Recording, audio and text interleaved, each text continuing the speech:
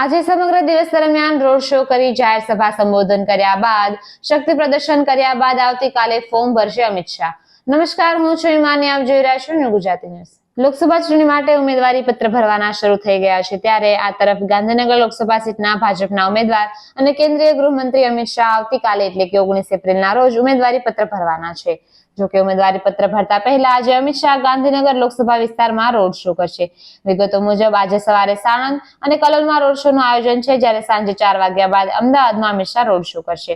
આ સાથે સાંજે અમિત શાહ વેજલપુરમાં જાહેર સભાને પણ સંબોધશે।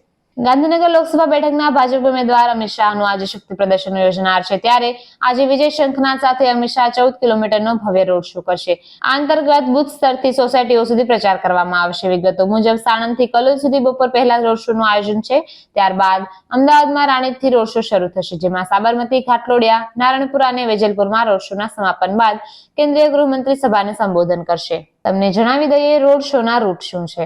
સાણંદમાં યોજાનાર રોડ શોની શરૂઆત સાણંદ એપીએમસી સર્કલથી થશે, ત્યારબાદ સાણંદ તાલુકા પંચાયત કચેરી, ડોક્ટર બાબા સાહેબ આંબેડકર પ્રતિમા, સાણંદ બસ સ્ટેશન, સાણંદ નળ સરોવર ચોકડી પર સમાપન પામશે।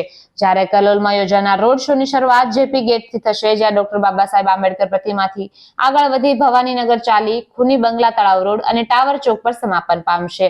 જ્યારે અમદાવાદમાં સાબરમતી રોડ શોનો રૂટ સરદાર પટેલ ચોક, Vijay Rami circle, Shri Vinu Mankad municipality swimming pool, Shri Rameshwaram Mahadev મંદિર, Shantaram community hall, Chandlodia road થઈને સમાપન પામશે।